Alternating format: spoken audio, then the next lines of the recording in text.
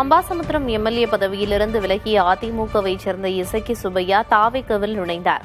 பனையூரில் உள்ள அக்கட்சியின் தலைமை அலுவலகத்தில் கட்சியின் பொதுச் செயலர் ஆனந்தன் முன்னிலையில் இசக்கி சுப்பையாவோடு மீசை ராஜேந்திரன் உள்ளிட்டோரும் இணைந்தனர். பின்னர் பேசிய இசக்கி சுப்பையா, குதிரை பேரம் என்றால் என்னவென்றே தெரியாது என்றார்.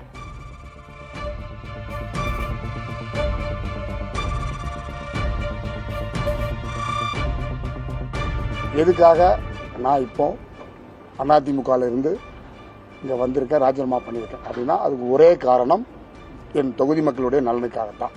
என்னுடைய மக்களுக்கு நல்லது செய்யணும் அப்படின்னா நான் ஆளுங்கட்சியுடைய ஆதரவோடு செயல்பட்டாதான் நிச்சயமாக நல்லது செய்ய முடியும். அப்படின்னா உண்மையிலே நானும் நைட்லாம் கொஞ்சம் யோசிச்சு பார்க்குறேன். குதிரைனா என்ன, பேரம்னா என்ன தம்பி, உண்மையிலே எனக்கு தெரியல. அப்படின்னா என்னது, காசு கொடுத்துட்டாங்களா?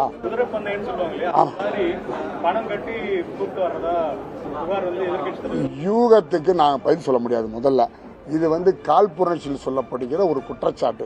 இந்த குற்றச்சாட்டுக்கு என்கிட்ட பதில் கேட்டால், குதிரையே தெரியாத என்கிட்ட போய் குதிரை பேரத்தை பற்றி கேட்டீங்கன்னா எப்படி என்னால் பதில் சொல்ல முடியும்?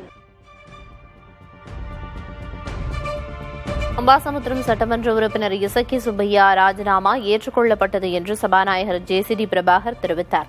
தலைமைச் செயலகத்தில் செய்தியாளர்களை சந்தித்த அவர், சட்டப்பேரவை விதிகளுக்கு மரபுகளுக்கு உட்பட்டே அவரது ராஜினாமா ஏற்கப்பட்டதாக விளக்கமளித்தார். அம்பாசமுத்திரம் மாண்புமிகு சட்டமன்ற உறுப்பினர் இசக்கி சுப்பையா அவர்கள் அளித்திருந்த ராஜினாமா கடிதம் ஏற்கப்பட்டுவிட்டது. சட்டமன்ற பேரவைத் தலைவர் என்கின்ற முறையில் சட்டத்திற்கு உட்பட்டு, விதிகளுக்கு உட்பட்டு, சட்டமன்ற மரபுக்கு உட்பட்டு என்னிடம் அளிக்கப்படுகிற கடிதங்கள் சட்டத்திற்கு உட்பட்டவையாகவும், சட்ட விதிமுறைகளுக்கு உட்பட்டவையாகவும், சட்டசபை விதிகளுக்கு உட்பட்ட இருக்கிறதா என்று பார்த்துத்தான் நான் முடிவெடுக்கிறேன். அந்த வகையில் இந்த ராஜினாமா கடிதங்கள் முறையாக ஏற்றுக்கொள்ளப்பட்டிருக்கிறது. பதவி விலகும் அதிமுக எம்எல்ஏக்களை தாவேகவில் இணைத்துக் கொள்வதற்கு விசிக தலைவர் திருமாவளவன் எதிர்ப்பு தெரிவித்துள்ளார். கோவையில் பேட்டியளித்த அவர், தாவேகவின் செயல்பாடு ஆரோக்கியமானது அல்ல எனவும், இத்தகைய செயல்பாடுகள் அந்த கட்சியின் நம்பகத்தன்மையை பாதிக்கும் எனவும் அவர் கூறினார்.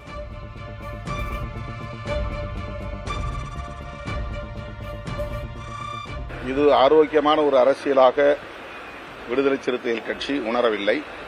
காங்கிரஸ் ஏற்கனவே நாங்கள் உங்களோடு நாடாளுமன்ற தேர்தல் வரையிலும் கூட்டணி வைக்கிறோம் என்ற அறிவிப்பையே வெளியிட்டு விட்டார்கள். எனவே அவர்கள் ஆதரவை திரும்பப் பெறப்போவதில்லை.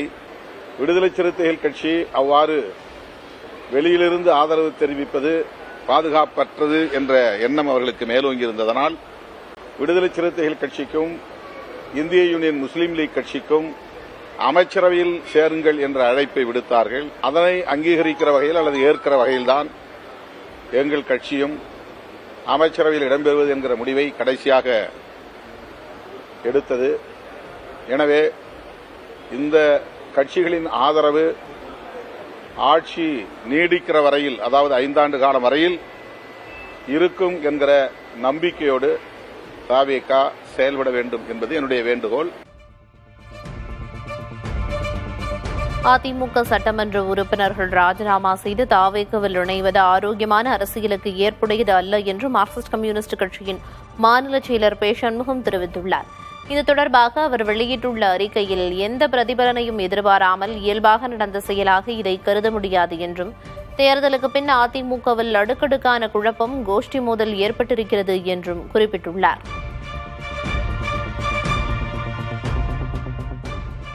டெல்லியில் நடைபெற்ற காவிரி நீர் மேலாண்மை ஆணையத்தின் 51வது கூட்டத்தில் தமிழ்நாடு உறுப்பினர் சத்யபிரதா சாஹூ சென்னை தலைமைச் செயலகத்திலிருந்து காணொலி வாயிலாக கலந்து கொண்டார்.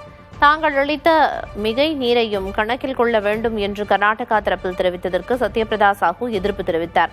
கர்நாடகம் அதன் நீர்த்தேக்கத்தில் தேக்க முடியாமல் வெளியேற்றிய நீரை அது சொந்தம் கொண்டாட முடியாது என்றும், இந்த ஆண்டு ஜூன் மாதம் வழங்கப்பட வேண்டிய 9.91 டிஎம்சி நீரை உச்சநீதிமன்ற ஆணைப்படி கர்நாடகம் வெளிகொண்டுருவிலிருந்து உறுதி செய்யுமாறும் ஆணையத்தை வலியுறுத்தியுள்ளார். விவசாயிகளுக்கான பயிர்க்கடன் தள்ளுபடி அறிவிப்பு ஏமாற்றத்தை தந்திருப்பதாக பல்வேறு விவசாயிகள் அதிருப்தி தெரிவித்துள்ளனர். தமிழ்நாடு முதலமைச்சர் அவர்கள் விவசாயிகள் பெற்றிருந்த பயிர்க்கடன் தள்ளுபடி என்று அறிவித்தார்கள். தலைப்புச் செய்தியை பார்க்கின்ற பொழுது உண்மையிலேயே இதை வரவேற்றோம். உள்ளே படிக்கின்ற பொழுது அதை படித்த பிறகுதான் தெரிகிறது இது ஒரு ஏமாற்று வேலை. விவசாயிகளை கேவலப்படுத்துகின்ற முறையிலே இந்த திட்டம் அறிவிக்கப்பட்டிருக்கிறது. கிராமத்திலே சொல்லுவார்கள், சிறு பிள்ளை விட்ட வெள்ளாமை விளையும், ஆனால் வீடு வந்து சேராது என்று சொல்லுவார்கள். அதை போலத்தான் இருக்கின்றது இந்த அறிவிப்பு. இதில் சிறு பெரு விவசாயி பேதமின்றி மற்ற அரசியல் கட்சிகள்லாம் போன தள்ளுபடியெல்லாம் எல்லா விவசாயிகளுக்கும் நிபந்தனையற்ற கடன் தள்ளுபடி கொடுக்கும்போது ஐயா இந்த மாதிரி சொல்வது எங்களுக்கு பெரும் ஏமாற்றத்தை அளிக்கக்கூடியது. இது பெரிய ஏமாற்றமாக இருக்கிறது. ஆகவே இதை பரிசீலனை செய்து விவசாயிகள் நிலையை உணர்ந்து தேர்தல் வாக்குறுதிப்படி கடன் தள்ளுபடி செய்ய வேண்டும் என்று கேட்டுக்கொள்கிறோம். எனக்கு விவசாயத்தை பற்றி சரியாக தெரியாது, ஆனால் விவசாயத்தை பற்றி தெரிந்து கொள்வேன், கடன் முழுவதும் தள்ளுபடி செய்வேன் என்று உத்தரவாதம் அளித்தார். இந்த உத்தரவாதத்தை காற்றிலே பறக்கவிட்டு மிகப்பெரிய ஒரு ஏமாற்றத்தை தமிழக விவசாயிகளுக்கு அறிவித்துள்ளார் மாண்புமிகு முதல்வர் அவர்கள். இது பெரிய ஏமாற்றம், சிறுபிள்ளைத்தனமாக உள்ளது. அப்போ நாங்கள் உற்பத்தி பண்ணணும், உழைக்கணும், அதுக்கெல்லாம் கொடுப்பீங்க, ஆனால் விலை யார் கொடுப்பா? அப்போ விலை கிடைக்காதால விற்க முடியல, கடன் நஷ்டம். அப்போ இந்த கடனை அதனால தான் இந்தியா பூராவும் விவசாயிகளுடைய கூட்டுறவு பயிர்க்கடன்களை தொடர்ச்சியாக ஒவ்வொரு அரசாங்கம் தள்ளுபடி பண்ணிகிட்டு இருக்குது. தமிழ்நாட்டிலே பார்த்தீங்கன்னா 2007, 2014, 2021 எல்லா பக்கம் தள்ளுபடி. 12,000 கோடி, 6,000 கோடி, 7,000 கோடி. ஆனால் இவங்க வெறும் 2,000 கோடி பண்ணியிருக்கிறாங்க. தமிழ்நாட்டில் ஜூன் 4ஆம் தேதி பள்ளிகள் திறக்கப்படும் என தமிழக அரசு அறிவித்துள்ளது. 1 முதல் 3ஆம் வகுப்பு மாணவர்களுக்கு ஜூன் 4ஆம் தேதியும் 4 முதல் 12ஆம் வகுப்பு மாணவர்களுக்கு ஜூன் 1ஆம் தேதியும் பள்ளிகள் திறக்கப்படுவதாக தெரிவிக்கப்பட்டிருந்தது. கடும் வெயில் காரணமாக ஜூன் 1ஆம் தேதி பள்ளிகளை திறக்கக்கூடாது என்று பெற்றோர், ஆசிரியர்கள் உள்ளிட்ட பல்வேறு தரப்பினர் அரசுக்கு கோரிக்கை விடுத்தனர். இந்த கோரிக்கைகளை பரிசீலித்து 1 முதல் 12 வரை அனைத்து வகுப்புகளும் ஜூன் 4ஆம் தேதி திறக்கப்படும் என்று பள்ளிக்கல்வித்துறை அமைச்சர் ராஜ்மோகன் அறிவித்துள்ளார். 2 நாள் பயணமாக டெல்லி செல்லும் தமிழ்நாடு முதல்வர் விஜய் நாளை மாலை பிரதமர் நரேந்திர மோடியை சந்திக்க உள்ளார். நாளை மாலை 4:30 மணியளவில் இச்சந்திப்பு நடைபெறும் என்று பிரதமர் அலுவலக அதிகாரிகள் தெரிவித்துள்ளனர். பிரதமர் மோடியுடனான சந்திப்புக்கு பின்னர் குடியரசுத் தலைவர் திரௌபதி முர்மு, குடியரசு துணைத் தலைவர் CP ராதாகிருஷ்ணன் ஆகியோரையும் விஜய் சந்திக்க உள்ளார். மத்திய அமைச்சர்கள் அமித்ஷா, நிர்மலா சீதாராமன் மற்றும் ஜெய்சங்கர் ஆகியோரையும் அவர் சந்திக்க ஏற்பாடுகள் செய்யப்பட்டுள்ளன. வியாழனன்று காங்கிரஸ் தலைவர்கள் சோனியா காந்தி, ராகுல் காந்தி மற்றும் பிரியங்கா காந்தியை முதல்வர் விஜய் சந்திக்க உள்ளார். அதேபோல கம்யூனிஸ்ட் கட்சிகளின் தலைவர்களையும் சந்திக்க இருக்கிறார். பயிர்க்கடன்களை முழுமையாக தள்ளுபடி செய்ய வேண்டும் என வலியுறுத்தி தமிழகத்தின் பல்வேறு பகுதிகளில் விவசாயிகள் ஆர்ப்பாட்டத்தில் ஈடுபட்டனர். தஞ்சை தலைமை தபால் நிலையம் முன்பு நடைபெற்ற ஆர்ப்பாட்டத்தில் தமிழக அரசு அறிவித்துள்ள பயிர்க்கடன் தள்ளுபடியால் பயனில்லை என விவசாயிகள் தெரிவித்துள்ளனர். அரசின் அறிவிப்பு ஏமாற்று வேலை என கூறி கடலூர் மாவட்டம் சின்ன பண்டாரங்குப்பம் மற்றும் பரவலூர் தொடக்க வேளாண்மை கூட்டுறவு வங்கிகள் முன்பு விவசாயிகள் ஆர்ப்பாட்டம் நடத்தினர்.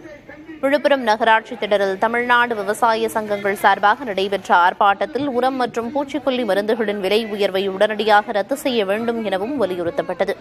இதேபோல் திருப்பூர் மாவட்டம் உடுமலைப்பேட்டையிலும் கண் துடைப்பு அறிவிப்பை வெளியிட்டதாக கூறி முதல்வருக்கு கண்டனம் தெரிவித்து விவசாயிகள் முழக்கம் எழுப்பினர்.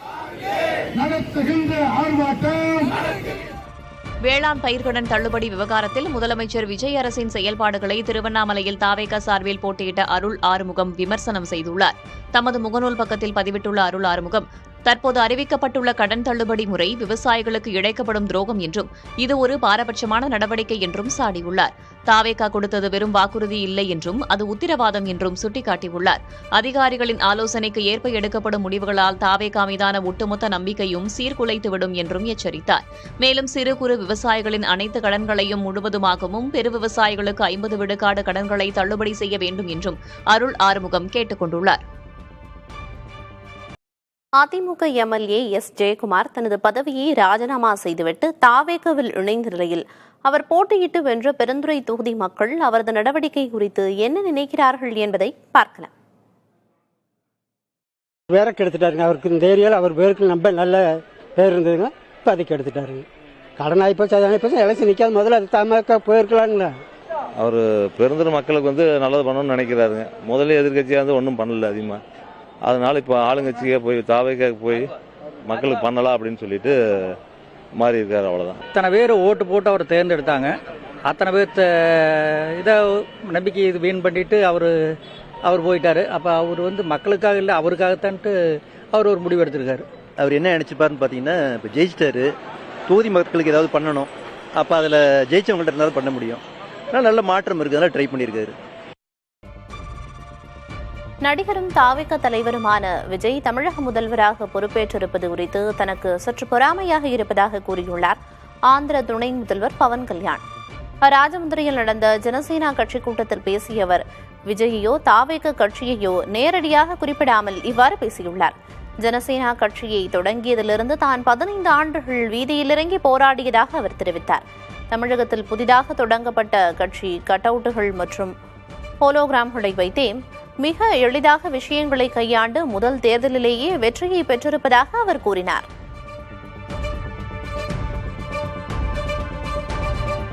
சிபிஎஸ்இயில் 9ஆம் வகுப்பு மாணாக்கருக்கு வரும் கல்வியாண்டு முதல் மும்மொழி கொள்கையை கட்டாயமாக்க பாஜக முன்னாள் மாநில தலைவர் அண்ணாமலை எதிர்ப்பு தெரிவித்துள்ளார். எக்ஸ் தளப்பதிவில் அவர் 9ஆம் வகுப்பு மாணாக்கருக்கு மும்மொழி கட்டாயம் என்பது 2029 30ஆம் கல்வியாண்டிலிருந்தே அமலுக்கு வரும் என முன்னர் அறிவிக்கப்பட்டிருந்ததையும் தற்போது ஜூலை 1ஆம் தேதி முதலே அமலுக்கு வரும் என்று தெரிவிக்கப்பட்டிருப்பதையும் சுட்டிக்காட்டியுள்ளார். மிகவும் குறுகிய காலத்திற்குள் 9ஆம் வகுப்பு மாணவர்கள் மற்றொரு புதிய மொழியை கற்க வேண்டும் என்று எதிர்பார்ப்பது அவர்களுக்கு தேவையற்ற மன அழுத்தத்தை ஏற்படுத்தி அவர்களின் மொத்த கல்வித்திறனையும் பாதிக்கும் என்று குறிப்பிட்டுள்ளார். எனவே மும்மொழியை வரும் கல்வியாண்டு முதல் கட்டாயமாக்கும் அறிவிப்பை மத்திய கல்வி அமைச்சகம் உடனடியாக திரும்பப் பெற வேண்டும் என்று அவர் வலியுறுத்தியுள்ளார். பாஜகவின் முக்கிய தலைவராக இருந்து வரும் அண்ணாமலை மத்திய அரசின் அறிவிப்புக்கு எதிர்ப்பு தெரிவித்திருப்பது கவனம் பெற்றுள்ளது. தமிழ்நாட்டின் புதிய டிஜிபி நியமனத்திற்கு 3 பேர் கொண்ட பரிந்துரை பட்டியலை வழங்கியது யுபிஎஸ்சி. தமிழ்நாட்டின் புதிய சட்டம் ஒழுங்கு டிஜிபியை தேர்ந்தெடுப்பதற்கான யுபிஎஸ்சி ஆலோசனைக் கூட்டம் டெல்லியில் இன்று நடைபெற்றது. இதில் தமிழக அரசின் தலைமைச் செயலர் சாய்குமார் மற்றும் உள்துறை செயலர் மணிவாசன் ஆகியோர் கலந்து கொண்டனர். இந்த கூட்டத்தின் முடிவில் தமிழக அரசு அனுப்பிய 10 பேர் கொண்ட பெயர் பட்டியலிலிருந்து 3 மூத்த ஐபிஎஸ் அதிகாரிகளின் பெயர்களை யுபிஎஸ்சி மாநில அரசுக்கு பரிந்துரைத்துள்ளது. அந்த பட்டியலில் ராஜீவ்குமார், சந்தீப் ராய் ரத்தோர் மற்றும் மகேஷ் அகர்வால் ஆகியோர் இடம்பெற்றிருப்பதாக கூறப்படுகிறது. இதற்கடுத்த ஓரிரு நாட்களில் தமிழ்நாட்டின் புதிய நிரந்தர டிஜிபி யார் என்று தமிழக அரசு அதிகாரப்பூர்வமாக அறிவிக்கும் என்று எதிர்பார்க்கப்படுகிறது.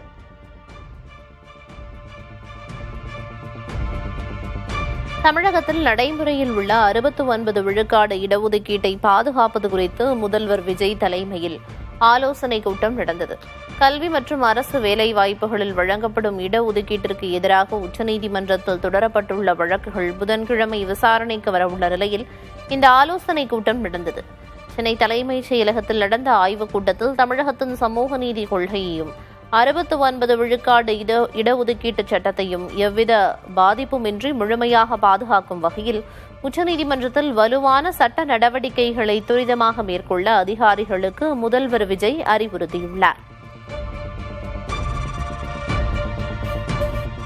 தமிழ்நாட்டில் ஜூன் 4ஆம் தேதி பள்ளிகள் திறக்கப்படும் என தமிழக அரசு அறிவித்துள்ளது. 1 முதல் 3ஆம் வகுப்பு மாணவர்களுக்கு ஜூன் 4ஆம் தேதியும் 4 முதல் 12ஆம் வகுப்பு மாணவர்களுக்கு ஜூன் 1ஆம் தேதியும் பள்ளிகள் திறக்கப்படுவதாக தெரிவிக்கப்பட்டிருந்தது. கடும் வெயில் காரணமாக ஜூன் 1ஆம் தேதி பள்ளிகளை திறக்கக்கூடாது என்று பெற்றோர், ஆசிரியர்கள் உள்ளிட்ட பல்வேறு தரப்பினர் அரசுக்கு கோரிக்கை விடுத்தனர். இந்த கோரிக்கைகளை பரிசீலித்து 1 முதல் 12 வரை அனைத்து வகுப்புகளும் ஜூன் 4ஆம் தேதி திறக்கப்படும் என்று பள்ளிக்கல்வித்துறை அமைச்சர் ராஜ்மோகன் அறிவித்துள்ளார்.